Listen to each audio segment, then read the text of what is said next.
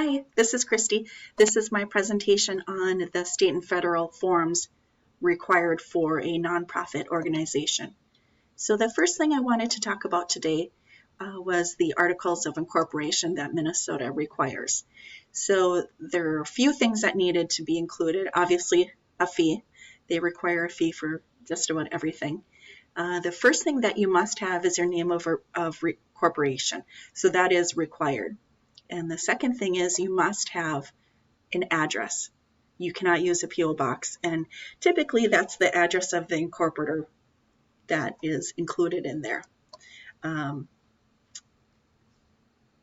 So the other thing that is needed is a statement indicating organized under Minnesota Statute 317A. So that must also be included in this form. Here's a sample of an article of incorporation that I pulled from minnesotanonprofits.org. It's really nice because it tells you what you need to include and gives you kind of a format that you can use if you really do not know what to include or what not to include in the articles. So the second thing I wanted to discuss was bylaws. So bylaws, you can think of like your Constitution. If your Articles of Incorporation are like your Declaration of Independence, this is your Constitution. So these are the laws that nonprofits should come up with and follow as part of the organization. So it should be tailored around your organization. It's kind of written around if it has members or doesn't have members. And if it has members, you need to decide if the voting members will choose the board of directors and have voting input and the direction of the organization. If it doesn't have members, its only voting members will be its board of directors. So if questions arise, this is a good form for the staff and board members to read and determine a course of action. And organizations with bylaws must legally default to Minnesota Statute 317. And again, this is a great form because it spells out what is needed and what's not needed. So the next form is the 1023 form. And the purpose of this form is required for the recognition of Section 501c3 exempt. So you fill this out. If you're approved, they'll send you a letter and qualifications to receive tax-deductible charitable contributions. And it also will show your specific foundation classification. So in order to do this, you have to go to pay.gov, pay a fee, of course, set up an account, and fill this form out and send it in. So the other form that looks like it's much simpler is the 1023EZ form. So if you can use this form if your gross receipts have not exceeded $50,000 in the past 3 years, or your annual gross receipts will not exceed $50,000 in the next 3 years. If those do not apply, you cannot use this form. You have to go to the longer version of the 1023.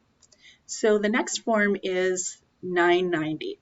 And basically, this form is used by tax-exempt organizations, non-exempt charitable trusts that are not treated as private foundations.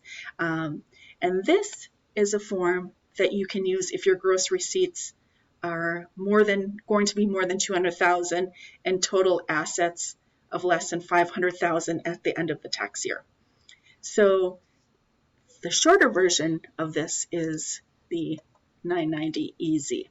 So if your gross receipts are less than $200,000 and total assets are less than $500,000, you can use this form, which looks like it's completely much easier to fill out than the longer version.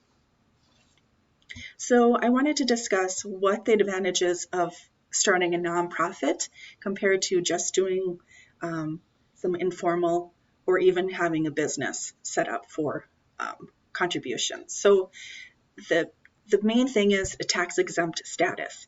And when you are tax-exempt, you are exempt, or donors contributing to this are exempt from taxes for federal and state, which is really nice. individuals or companies can donate money, and that can also be a tax write-off on their taxes at the end of the year, which is a nice benefit for them.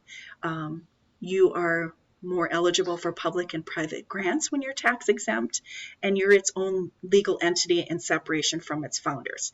So if something happens in this type of situation where you are sued, the founders do not have to have any legal responsibility.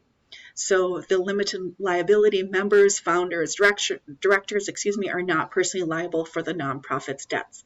So I can think of something in Rochester right now where they are very in debt, and thankfully their members will not be a part of that.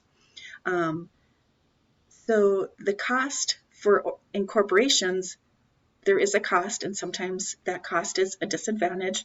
There's a lot of paperwork, which is a disadvantage of tax exempt. Personal control is limited, and finances are open to public inspection. So the advantages of doing something informal is you can do it any time of year. So you don't have to have a certain time to do it.